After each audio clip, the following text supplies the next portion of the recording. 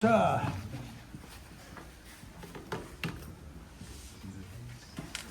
이어서 합시다.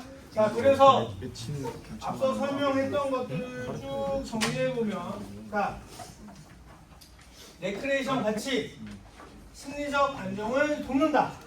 그리고 사회적 소통에 기여한다. 세 번째, 개인의 잠재력을 발휘하게 하고, 네 번째, 체육이나 우리나라의 교육 뭐 여러 가지에서 항상 나오는 단어인데 인간의 전인적 성장을 돕는다.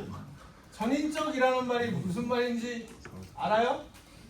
요즘 잘 안 쓰는 말인데 아직도 이게 교재나 문서에는 등장을 하는데 신체적, 심리적, 사회적 여러 가지 방면에 모두 다 인간답게 라는 뜻의 의미가 전인적입니다. 전인적이 심리적, 신체적, 사회적 모든 방면에서 인간답게 라는 뜻이 전인적이에요. 전인적 성장 수단으로서의 가치가 있다. 이게 바로 레크레이션의 가치이다. 그래서 이런 것들을 보았을 때 청소년기에 레크레이션 활동을 돕고 지원하고 그리고 그것을 잘 할 수 있도록 다양하게 프로그램을 활성화시켜 주는 것은 매우 중요하다라고 정리를 할 수가 있겠습니다. PDF 두 번째 거 넘어갈게요. 자, 그럼 두 번째. 그렇다고 한다면 레크리에이션 지도자의 역할과 기능은 어떻게 정의 내릴 수 있느냐? 개념적으로 어떻게 정의 내릴 수 있느냐? 우선 첫 번째 기본적으로는 프로그램의 설계자이다. 내가 누구에게 어떤 프로그램을 제공하고 그걸 어떻게 다룰지를 준비하는 프로그램의 설계자이다. 그래서 청소년 레크리에이션 담당하는 사람 특히나 청소년들은 아까 무슨 신체적 특징이 있었어요. 굉장히 성장이 빠르고 2차 성징이 일어나고 사춘기이고 여러 가지로 불안정하지만 매우 빠르게 성장한다. 신체적, 심리적으로, 사회적으로도. 그래서 굉장히 이 빠르게 성장하는 것을 단계적으로 나누어서 연령대별로도 프로그램을 만들 줄 알아야 되고요. 그리고 발달 단계, 신체적, 심리적 발달에 대한 지식도 풍부해야 돼요. 그러니까 여러분들 청소년 발달 심리학 배우죠? 배울걸? 나 있었던 것 같아. 나 학부 다닐 때 있었던 것 같아요. 청소년 발달 심리학이라고 해서 그 과목 이름은 조금씩 교수님들마다 다르긴 하지만 그런 것도 배우고 있고요. 우리가 물론 심리학 전공자는 아니지만 그런 교재를 통해서 충분히 지식을 습득하는 게 맞죠. 자, 그리고 그 다음 중요한 건 과거에는 이 정도만 생각했었어. 연령과 발달 단계. 근데 최근에는 나이가 어리건 경제력이 있건 없건 어느 정도의 활동을 할 줄 알건 모르건 간에 아까 처음에 요즘 현대사의 특징에 청소년기의 발달 특징이 뭐가 있었어요? 온라인에 미디어에 굉장히 빠르게 노출되고 많이 노출된다. 그래서 그걸 판단하기 전에 정보에 대한 접근성이나 노출 빈도가 너무 많이 커지죠. 그래서 그로 인해서 나타나는 문제들도 있기 때문에 반드시 관심사, 해당 프로그램에 참여할 연령과 집단의 특성에 따라서 관심사가 무엇인지를 잘 정리하고 확인해서 거기에 맞는 프로그램을 넣어야 된다. 그래서 요즘에 빠지지 않는 실습 활동들 중에 뭐가 있냐면 이렇게 모여서 뭐 프로그램 하면요 꼭 그거 뭐 만들어서 어디다 올리기, 뭐 업로드하기, 뭐 SNS에 올리기, 뭐 이렇게 SNS 콘텐츠로 생산해보기, 뭐 이런 활동이 꼭 있는 게 뭐냐? 최후에 거기에 관심을 많이 갖고 있거든. 그런 걸 재미로 알고 있고 요즘 청소년들이 그러다 보니까 요즘 프로그램에는 운동을 하고 꼭 마지막은 SNS에 활동한 것을 그 영상 콘텐츠로 만들어서 올려보고 이런 것도 많이 하죠. 그리고 실제로 좀 늦은 감이 없지 않아 있으나 우리 학교 전문 오다 보면 맨날 그 프랭카드 붙여 있는 거 중에 인재 학습 개발이나 이런 데서 그 캠페인 하는 거 보면 뭐 영상 공모전 뭐 이런 거 하는데 다른 학교들은 이미 한 12년 전에 많이 했던 거 우리가 이제서야 좀 하는 편인데 아무튼 그런 식으로 관심사들이 많이 변하고 있다는 거 그것을 프로그램에 반영할 수 있어야 된다. 그래서 내가 아무리 전공자여도요 별 수 없이 꾸준히 내 지식 수준도 늘려야 되고 나의 개인의 지도자 개인의 역량도 늘릴 수밖에 없어. 선생님도 뭐 좀 경우가 다르고 조금 그 정도의 차이는 있지만 선생님도 15년 전에 처음 강사할 때 PPT도 없었어요. 그냥 책 펴놓고 내가 그냥 다 써가면서 했어. 아직도 나는 써가면서 하는 걸 즐기거든요. 가끔 일부러 수업 준비 안 해. 그래놓고 머릿속에 다 집어넣고 막 쓰면서 받아줘 그러고 하거든요. 근데 과거에 그렇게 했고 그러다가 한 5년 지나니까 당연히 PPT를 해야 돼. 교재도 없었어. 또 그런 이유 여러 가지가 이유가 있는데 우리나라가 뭐 경제 성장을 했다고 하지만 과거에 비해서 교재 비용이 너무 비싸지니까 학생들한테 전공생들한테 교재를 사라고 강요하기가 되게 힘들어요. 요구하기가. 보통 여러분들 한 학기에 한 6, 7과목 들을 텐데 6과목 정도? 7과목 정도 들을 텐데 교재를 하나씩 이론마다 다 쓴다고 생각해봐. 한 학기에 교재비만 한 2, 30만 원씩 나가요. 그거를 하기에도 좀 힘든 면도 있고요. 모든 학생들이 그렇게 준비한다는 것도 힘들고 그리고 또 그런 것도 있어. 출판사들도 계속 수익을 내야 되잖아. 그러니까 매년 에디션을 바꿔. 그러면은 같은 교재지만 매년 바뀌었으니 매번 다시 구입을 하는 상황. 과거에 선생님 때까지는 그래도 책이 한 번 바뀌는 게 한 3, 4년 걸렸어요. 3, 4년 걸렸어요. 그래서 내 선배가 쓴 거 물려받아서 쓸 수 있었거든? 근데 여러분들 시대는 안 그래요. 거의 1, 2년에 한 번씩 책이 바뀌어. 수익도 그래야지 출판사도 나는 거고 그리고 너무 많은 정보가 쏟아지다 보니까 그렇게 빠르게 책을 변경하지 않으면 시대에 뒤떨어진 내용을 가르칠 수밖에 없으니까 그래서 많이 바꾸는 것도 있어요. 그러다 보니 당연히 수업용 교재 비용이 올라갈 수밖에 없다고. 그래서 선생님도 한 10년 전부터는 교재 안 쓴단 말이에요. 내가 다 만들지. 그리고 그럴 수밖에 없는 건 똑같은 이유야. 매번 정보가 업데이트 되니까 교재를 이어갈 수가 없어요, 선생님도. 그래서 교재 참고 서적은 존재하지만 교재를 안 쓰거든. 근데 그러다 보니 여기까지 오게 됐어요. 이제 이것도 찍어서 올리고 요즘에는 선생님이 타이핑 쳐놓은 거 예전에는 그래 타이핑이라도 쳤어. 근데 요즘은 타이핑도 안 쳐. 혼자 이거 녹음해. 녹음한 다음에 바로 AI 플랫폼에 넣으면 쫙 쏟아져. 내가 말한 거. 내가 여러분들 지금 이거 수업하는 거 있잖아요. 수업 이렇게 할 때 내가 다음 주에 무슨 수업하자고 머릿속에 생각했던 거 그리고 책 찾아보고 해서 내가 알고 있는 것들 그냥 쭉 말을 해. 녹음해. 녹음한 거 바로 플랫폼에 올리면 다 타이핑 써서 나와. 그래 놓고 나서 그걸 한번 줄인 다음에 PPT 만드는 플랫폼에 옮겨놓으면 자기가 알아서 만들어주는 거지. 그러니까 요 구성만 여기 이런 구성들 여기에 들어가는 글만 올려놓으면 그림 찾는 것도 알아서 찾아주고 내가 오탈자 낸 것도 고쳐줘요.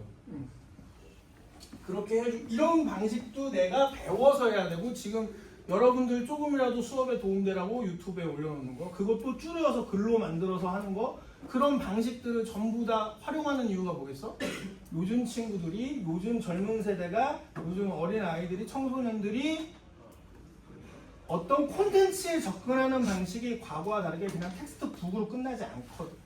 그런 걸 충분히 최대한 내 입장에선 반영해서 이용하는 거예요. 조금이라도 쉽게 학습 내용에 접근하라고. 그런데 나도 이런데 레크레이션 같이 활동적이어야 되고 흥미 위주여야 되고 재미 위주로 해야 되는 것은 더 그러겠지.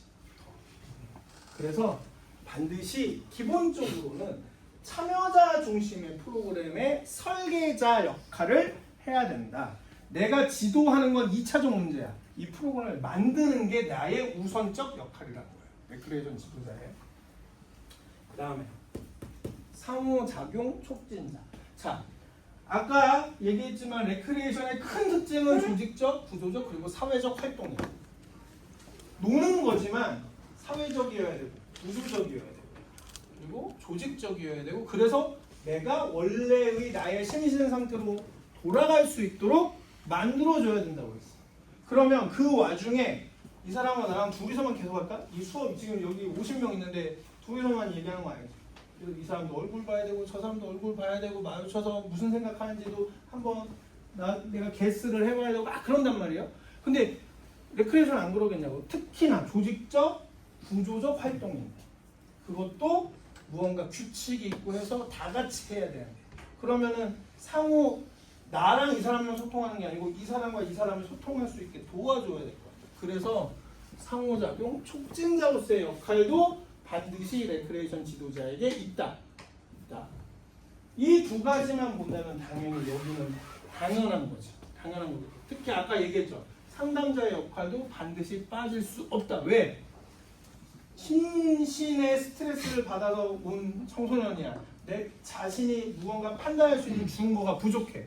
그런 사람들하고는 특히나 그런 집단하고는 특히나 상담이 매우 중요할 수 있어요. 아까 우리 앞 시간 끝나기 직전에 조금 얘기한 것 중에 상담이 얼마나 경험상 중요한지 내가 얘기했죠. 이제는 레크리에이션 지도자가 그냥 뛰어 같이 노는 걸로 끝나지 않아. 상담은. 그것도 매우 중요해요. 그래서 기본적으로는 레크리에이션 지도자가 청소년들을 상대할 때, 대응할 때, 자, 청소년 참여자 중심의 프로그램 설계자라는 게 첫 번째 역할. 두 번째는 그래서 모인 사람들 사이에서 상호작용 촉진자. 그리고 개개인의 니즈가 다르기 때문에 개개인의 상담자 역할도 충분히 할 수 있는 것이 기본적 역할이다.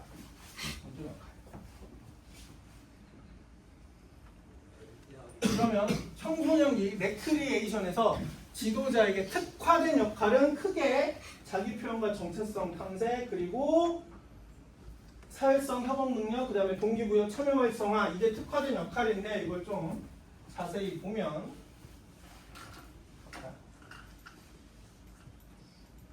프로그램 짜서 지도할 때 자, 그 참여자 각자의 자아정체감 형성을 위한 다양한 역할 활동을 만들어줄 수 있어요.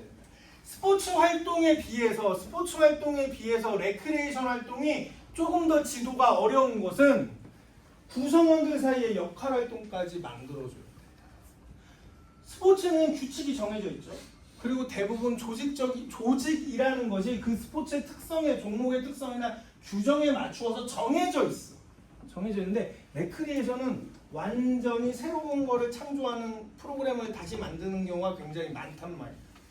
했던 걸 또 하는 게 아니야. 레크리에이션은 대체적으로 그래서 강사가 있다고 해서 조직적이고 구조적인 걸 새롭게 만들고 프로그램을 레크리에이션 강사가 언제든지 바꾸어서 변형해서 쓸 수 있어요. 그런데 그렇게 프로그램이 다양하다 보니 거기에 참여하는 사람들의 구성원들의 역할과 기능도 내가 다 지정하거나 아니면 지정할 스스로 만들어낼 수 있도록 어떤 그 작용 장치들을 만들어야 돼. 근데 그래서 역할 활동을 매우 잘 제공할 수 있는 프로그램을 만들어줘야 되고 그게 자기 표현과 정체성 탐색을 한다는 측면에서 레크리에이션의 지도자는 지원자, 도움자, 제공자가 되어야 된다. 서포터가 돼야 된다. 그리고 그런 활동에서 특히 창의적 표현의 기회도 충분히 줄 수 있어야 된다. 그래서 재미 위주의 흥미 위주의 활동이지만 여러분들이 뭐 어렸을 때 수학여행 가보고 수학여행 요즘에 그 말 쓰나 아직도 모르겠다. 나도 요즘엔 점점 나이가 갈수록 내가 나이가 많아지는 것 같아서 용어를 쓸 때마다 걱정이 되는데 아직도 수학여행이라는 표현을 쓰긴 쓰겠죠. 가보면 선생님 때는 그런 거 있었단 말이에요. 2박 3일 수학여행 가면 어쨌든 두 번째 날 밤에 돌아오는 날 전날의 밤에는 무언가 큰 그 이벤트가 있는데 거기에 레크레이션 강사가 나타나고 막 아이들하고 놀아주고 하는데 우리 학생들하고 막 놀아주고 하는데 그때 보면 레크레이션 강사마다 다 달라 진짜. 특징이 매번 학생 때 매년 수학여행 가보면 레크레이션 강사마다 다 특징이 다르고 그 사람들이 해내는 프로그램도 다 달라. 그 와중에 항상 재미를 추구해. 그런데 그렇다고 한다면 가장 중요한 건 그 참여하는 사람들마다의 창의성, 창조력 등등이 잘 표현될 수 있도록 프로그램을 만드는 게 좋고 그렇게 해야겠죠. 그래서 여러 표현의 기회를 많이 줄 수 있는 프로그램을 만들어야 된다. 자, 그래서 그 와중에 그러면서도 청소년 스스로 자신을 탐색하고 스스로 만들 수 있는 프로그램. 그래서 레크리에이션 잘 보면요, 이게 굉장히 설계가 그렇게 돼 있어.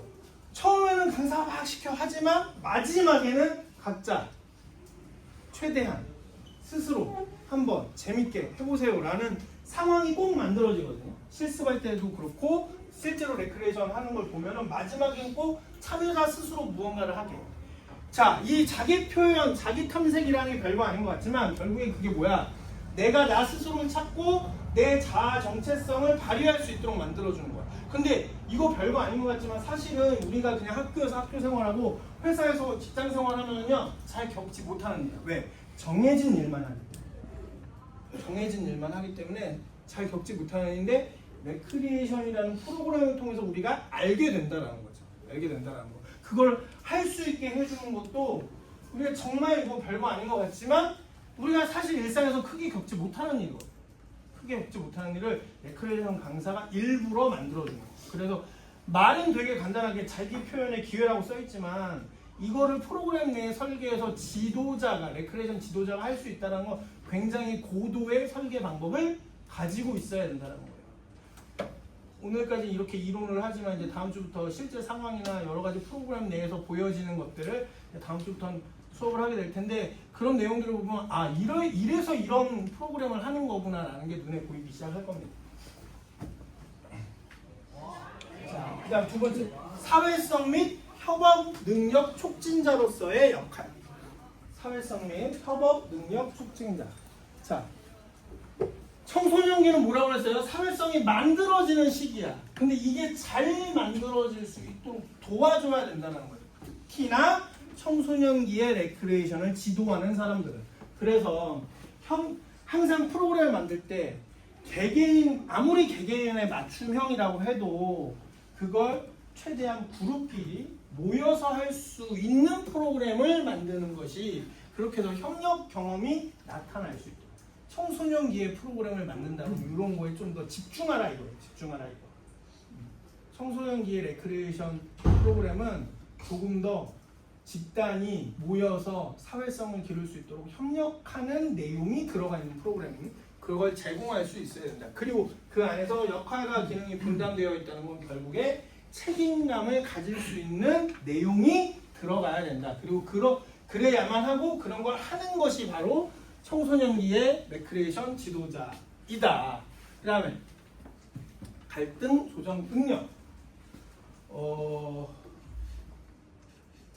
사람이 모여있으면 당연히 갈등을 일어날 거고요. 거기다가 심리적으로도 불안정한 시기에 청소년기의 전문 지도자라면 별거 아니지만 여러분들도 돌이켜봐봐. 중학교 때, 고등학교 때 진짜 별거 아닌데 친구들끼리 많이 싸워. 그걸 다 근데 심지어 학교는 규칙 있고 규정이 있으니 그걸 지켜야 된다는 강박이 있어도 그래도 여러분들이 참을 거야. 근데 놀러 왔는데 그런 거 참기 싫다는 기본적인 마인드가 생길 수도 있어요. 그런 와중에서 집단들끼리 나타나는 구성원들끼리 노는 사이에 레크리에이션 하는 사이에 나타나는 갈등 그 능력도 조정할 수 있는 능력도 있어야 된다는 거예요. 이게 우리가 그냥 와 놀아주는 거, 레크리에이션 하는 거 별거 아닌 것 같지만 굉장히 어려운 일. 선생님이 가끔 우리 태권도 아까 태권도 도장 경영 가르칠 때 하는 얘기 중에 하나 있는데요. 선생님이 뭐 태권도 실력이 부족한 것도 아닌데 왜 태권도장을 안 할까? 왜냐면 비즈니스적으로 괜찮은 분야예요. 태권도장 하고 그래도 웬만한 회사원보다 돈 많이 벌고 그걸 하게 되면 그래서 다들 물어봐요. 내 동기들도 굉장히 사업들 잘해서 도장 비즈니스 잘해서 돈 잘 벌고 잘 사는데 왜 너는 도장 안 해? 너 프로그램도 많이 알고 있고 선생님 심지어 우리나라 대한태권도협회나 국교에서 도장에서 쓴 프로그램 만드는 프로젝트를 해왔단 말이에요. 그러니까 할 수 있는데 왜 안 해? 딱 한 가지 문제가 있어요. 선생님이 아이를 상대 못해. 그거를 못하는 사람이에요. 내가 이게 모르겠어요. 이게 나의 개인적 성향인지 모르겠으나 아이들하고 대화가 안 돼. 선생님이 자녀가 없어요. 그래도 자녀를 안 갖는 내 심리적 문제가 있을지도 몰라. 근데 내 친척들 사이에서 조카들한테 내 별명이 뭐냐면요. 3분 삼촌이야. 3분 삼촌. 왔어. 왔어. 막 놀아요. 가. 왔어. 막 그래. 삼촌 천원 줄게. 가. 딱 3분. 진짜 3분을 못 넘겨. 이 무슨 말을 해야 될지도 모르겠고요. 왜 그렇게 아이들을 상대하기 힘든지 모르겠어. 정말 못하겠어요. 그래서 심지어 내 별명이 이제 우리 조카들 3분 삼촌이고 그걸 일찍이 알았기 때문에 나는 만 5세부터 주로 11세까지 있는 태권도장은 절대 못한다. 절대 못해. 내가 학부 다닐 때 태권도학과 전공을 했지만 새벽에는 웨이트장에서 이제 대학교 들어와서는 새벽에 웨이트장에서 강사하고 그 다음에 새벽반 끝나고 나면 오전에 9시부터 12시까지 수영장에서 수영 강사했거든요. 그때도 강사 부장님한테 진짜 손이 발이라도 비었어. 제발 어린이반은 저녁에 넣어주지 말라고. 제발 나 학교 가기 전까지 일을 하는데 절대로 여름에 무슨 썸머스쿨 있잖아요. 그러면 아이들 여름방에서 수영배우를 진짜 많이 온단 말이에요. 그럼 무릎 높이 풀에서 막 애들 막 물장구 치는 거 가르치고 해야 되는데 저 절대 그거 안 된다고. 절대로 나 못하니까 진짜 넣어주지 말라고. 근데 나는 그런 상황에서 이거 조절 능력을 도저히 어떻게 해야 될지 모르겠어. 그래서 선생님 유일하게 내가 그 도장에서 아이들을 상대하는 프로그램을 만들고 연령별로 태권도장 프로그램 만드는 프로젝트를 그렇게 많이 했거든요. 지난 15년 동안 거의 3년에 한 번씩 새로 업그레이드 막 그런 걸 많이 했는데도 불구하고 나보고 도장을 하라? 나 못해. 나 진짜 못해. 100명이면 100명, 200명이면 200명이 전부 다 아이들인데 그 사이에서 나는 절대 못한다. 대신에 희한하게도 나보다 어른들은 내가 상대하기 편해. 그래서 성인반 아니면 스포츠센터에서도 수영반, 수영도 그렇고 웨이트장도 그렇고 다 그 노년 50대 이상이신 분들 전문 반에는 꼭 넣어달라고. 나 그건 할 수 있다. 그래서 그런 노하우, 경험적 노하우는 그런 쪽이 더 많아. 근데 프로그램 프로젝트는 어린 아이들 쪽에 많은데도 절대로 내가 직접 강사는 못해. 저 능력이 나한테는 현저히 부족해. 현저히. 자, 어쨌든 레크리에이션 강사들은 이 사회성 및 협업 능력을 촉진시켜주는 선생님으로서의 역할도 매우 중요하다.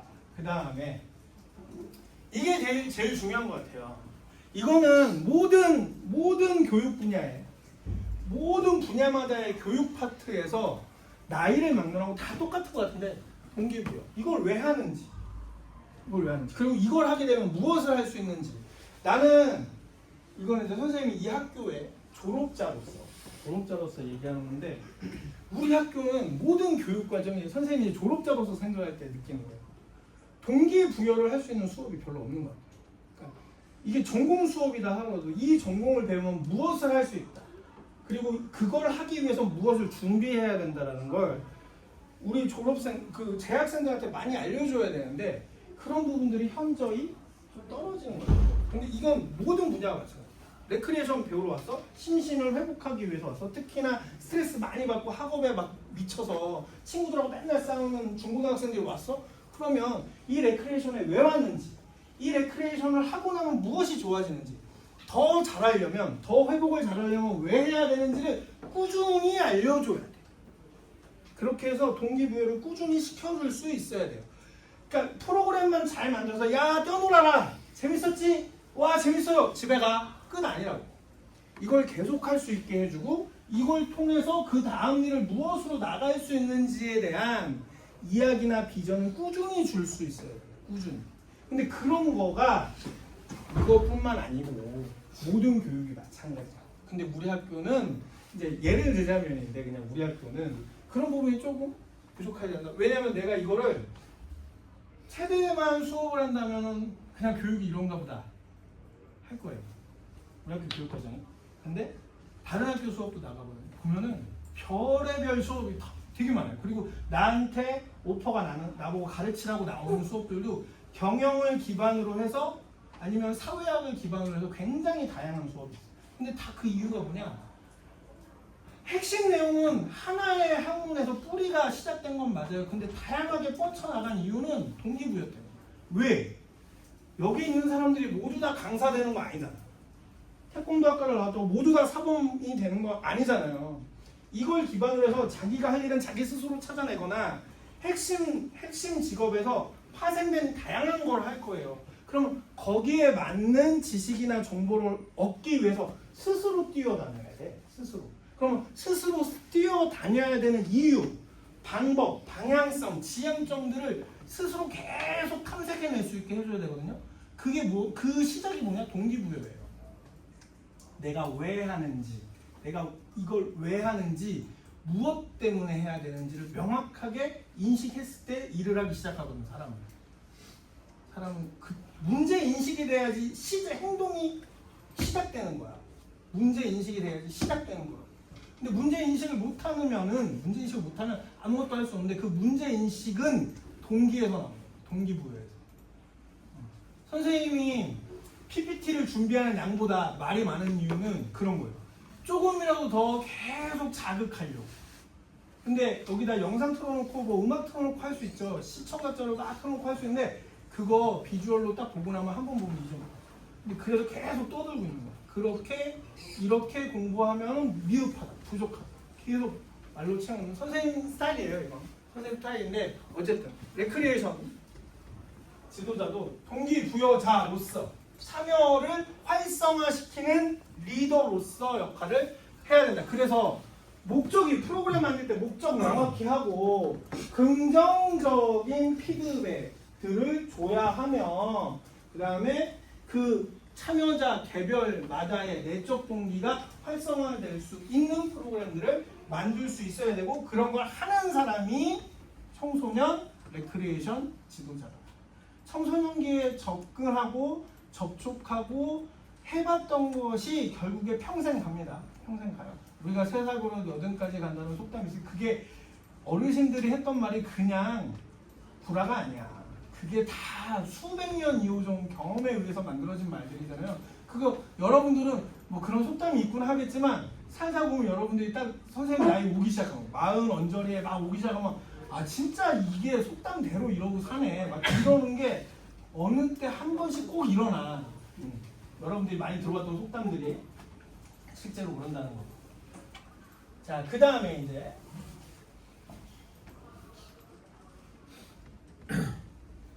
당연히 프로그램을 운영하니까 최근에 와서 가장 중요시 되는 건 안전관리. 안전관리. 그래서 우리 학교도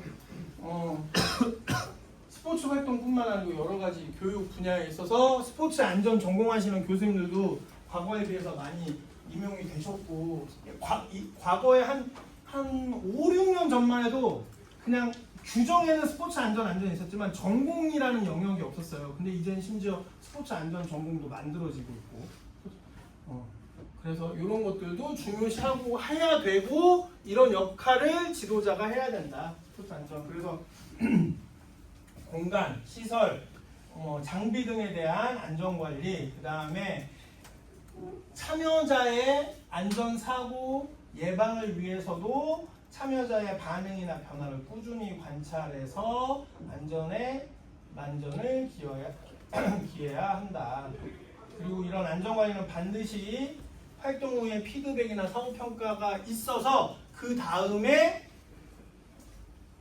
안전사고에 영향을 미치는 요인들이 누적되지 않도록 관리하는 것도 매우 중요하다. 이거는 그냥 읽어만 보세요. 앞에 1, 2번이 좀 중요해. 1, 2번이. 4번. 지도자의 자질과 지속적 성장. 아까 얘기했죠. 교육 방법, 방향성, 그리고 뭐 사용하는 장비 이런 것들 계속 업그레이드하고 계속 꾸준히. 왜? 사회적 관심사는 계속 끊임없이 변하니까. 거기에 맞춰야 돼. 세상은 이게 학문적이진 않지만 얘기를 하자면 이 자유, 의, 시대는요 경제, 자본, 민주 그리고 사회적 책임. 선생님이 공부했을 때에는 이 4가지를 빼고 이야기할 수가 없어요. 자유란 경제력도 있어야 되고 나를 도와주는 자본도 있어야 돼요. 내 경제력 말고 주변이 나한테 돌봐주는 자본도 있어야 되고요. 그리고 민주성, 스스로 결정하고 스스로 책임지는 민주성도 있어야 되고, 나 스스로만 하는 게 아니고 사회적 책임, 내 주변 사람들을 위한 사회적 책임도 있어야 되고, 이 자유시장 이런 게 필요한데 이런 거를 발전시키고 변화하는 흐름이 너무 빨라요. 너무 빨라. 그래서 끊임없이 공부하고 끊임없이 학습하고 끊임없이 고민해야 돼. 진짜. 선생님이 뭐 그냥 하는 말 아니고 진짜 예전에 예를 들자면, 이것도 예를 들자면요, 선생님 학부 때만 하더라도요, 나 1학 그러니까 내 선배를 가르쳤던 내용으로 내 후배 한 10년 차까지 한 15년 예전 교수님들 보면 수업 내용이 과목 이름이 똑같아. 그럼 수업 내용이 한 10년 15년 바뀌지 않아요. 근데 요즘 그러면 절대 안 돼. 그러니까 뭐 과학 기술을 가르치는 공식이 명확한 것들은 변화가 없겠지만, 뭐가 됐든 가르치는 방식, 지향점, 내용의 차이는 반드시 존재할 수밖에 없는 시대예요.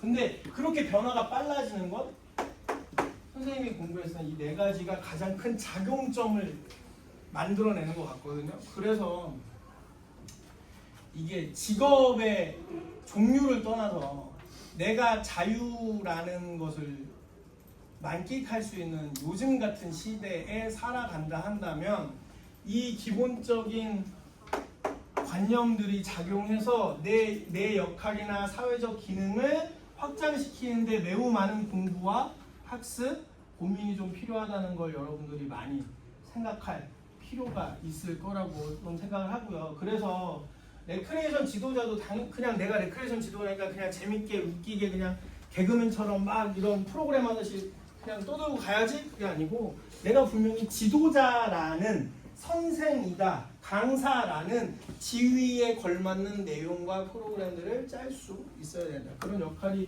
분명히 존재한다는 것을 좀 생각을 해야 될 것 같습니다. 이게 일개, 뭐 이렇게 표현할 수 있어요. 일개 강사는 안 그래도 되지 않아요? 라고. 근데 선생님 1년 후배 중에 이쪽 서울 경기 지역에서 뭐 하는 친구가 있냐면요, 진짜 레크레이션 강사예요. 태권도 학과를 나왔고 태권도만 했던 친구인데 도장하다가 잘 안 돼서 도장을 접고 거기에 남아있던 장비들 있죠, 그거 다 스타렉스에 실어가지고 주말마다 유치원, 학교, 레크레이션 이벤트, 레크레이션 도는 강사예요. 그렇게 살거든요. 그렇게 지내는데 비용도 많이 받아. 그 진짜 말 그대로 레크레이션 강사니까 한 번 주말 하고 갔다 오면 뭐 몇백씩 받아요, 그 친구.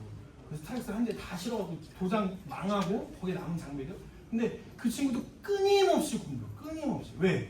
매번 바뀌거든. 트렌드가 매번 바뀌고, 트렌드가 바뀌는 데 있어서 가장 결정적인 역할이 뭔 줄 알아요?